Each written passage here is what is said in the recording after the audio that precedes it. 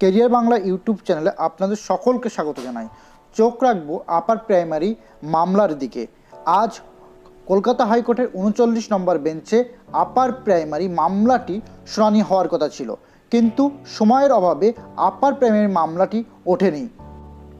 Upper primary মামলাটি আজ ৩৯ নম্বর কোর্টে ৪ নম্বর সিরিয়ালে লিস্টেড হয়েছিল, কিন্তু আপার প্রাইমারি মামলাটির আগে আরও দুটি গুরুত্বপূর্ণ মামলার শুনানি হওয়ার জন্য সময়ের অভাবে আপার প্রাইমারি মামলাটির শুনানি আজ হলো না।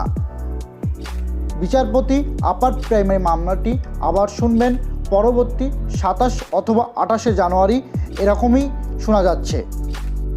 আগেই একটি ধারণা পাওয়া গেছিল যে আজ হয়তো আপার প্রাইমারি মামলাটির শুনানি হওয়ার সম্ভাবনা তেমন নেই। ঠিক তেমনই হলো এবং আপার প্রাইমারি মামলাটি পরবর্তী সপ্তাহের ২৭ অথবা ২৮ জানুয়ারি লিস্টেড হতে পারে।